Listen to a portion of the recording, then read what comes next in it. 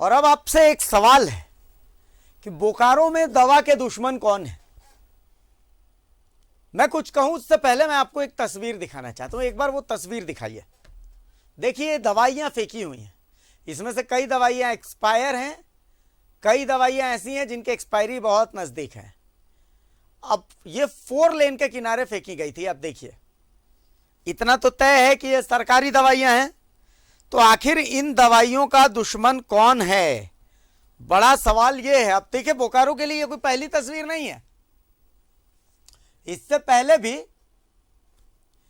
पहले भी हमने दिखाया था कि सदर अस्पताल में कैसे दवाइयों को सड़ा दिया गया था।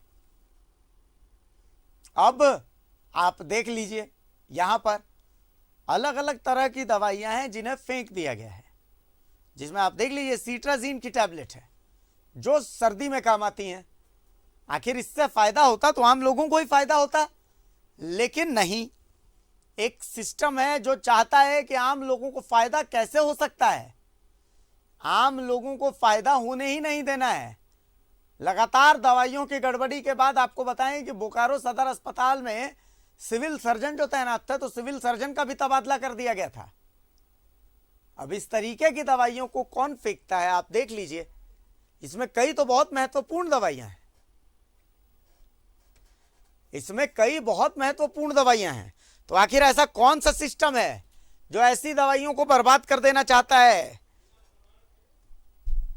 सवाल यही है, दवाई का दुश्मन कौन है? दवाई का दुश्मन कौन है? बस इसी सवाल का जवाब हम जानना चाहते हैं कि आखिर बोकारो में दवाइयों का दुश्मन कौन है।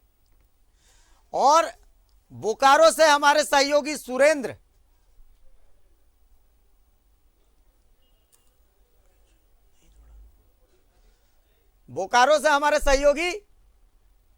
हमारे साथ जुड़ चुके हैं।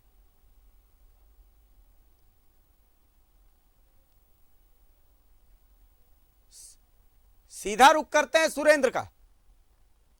सुरेंद्र, बोकारो में दवाई का दुश्मन कौन है जो ऐसे दवाइयां बर्बाद कर रहा है लगातार? पहले हमने सदर अस्पताल में देखा, हमने खबर दिखाई, खबर का असर हुआ, सदर अस्पताल में कम से कम सिविल सर्जन का ट्रांसफर हुआ। लेकिन फिर से 4 लेन के किनारे फेंकी गई ये दवाइयां बता रही हैं कि बोकारो का सिस्टम दवाइयों का दुश्मन है। गरीबों को अगर दवाइयां मिल जाती तो किसका क्या बिगड़ जाता? सुरेंद्र। सही है, और लगातार हमने सदर अस्पताल में यह दिखाया था कि किस तरह से संडास में संजीवनी रखी गई थी और अन्य जगहों पर। लेकिन आज जिस तरह से एनएच के पास दवाई फेंकी गई है और यह दवाई काफी मात्रा में है और दवाइयां एक्सपायरी भी नहीं है। इसमें अब हम कह सकते हैं कि एमोक्सिसिलिन है, प्रेग्नानेंट है, सिट्रीज है, कई दवाइयां हैं। उसमें साफ तौर से देखा जा रहा है कि उसमें एक्सपायरी भी नहीं है। लेकिन इस बाबत जब हमने सिविल सर्जन से बात की तो उन्होंने साफ तौर से कहा कि ये हमारी दवाई नहीं, सरकारी दवाइयां नहीं है। तो हम बोले कि इसमें, हमने जब फिर से उनसे पूछा कि फिर इसमें जांच कौन कर रहा है, तो बोले कि ये हमारे स्तर से नहीं होगा, ड्रग इंस्पेक्टर डीआई की तरफ से होगा या पुलिस केस बनेगा, क्योंकि यह दवाई हमारा नहीं है। लेकिन जिस तरह से आप देख सकते हैं तस्वीरों में कि मवेशी दवा खा रहे हैं, वहां पर कई मवेशी ऐसे जाते हैं, चूंकि वहां पर नगर निगम बन रहा है और कचरा डंपिंग भी होता है, और वहां इस विषय पर बोलने वाला कोई नहीं मिल रहा था। एक ड्राइवर था, उसने बताया कि दवाई फेंकी गई है और काफी मात्रा में फेंका गया है। और सबसे बड़ी बात यह है कि जो एक्सपायरी दवाइयां भी होती है उसको डिस्पोजल किया जाता है, लेकिन ऐसा भी नहीं किया गया।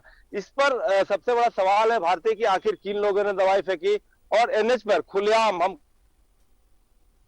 कहीं छिपा कर नहीं, एनएच के किनारे खुलेआम इस तरह की दवाई फेंकी गई है, तो कहीं ना कहीं जिन लोगों ने किया उनको खौफ नहीं है। भारतीय, चलिए सुरेंद्र, बहुत शुक्रिया इस तमाम जानकारी के लिए, इस तमाम चर्चा के लिए। तो सुरेंद्र हमारे साथ जुड़े हुए थे।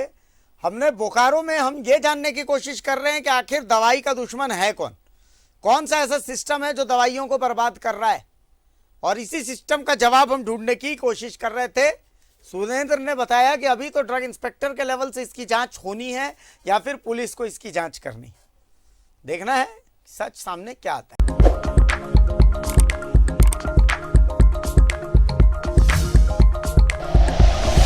Like and share videos, subscribe करें हमारा चैनल और प्रेस करें बेल आइकॉन। न्यूज़ 11 भारत, सच है तो दिखेगा।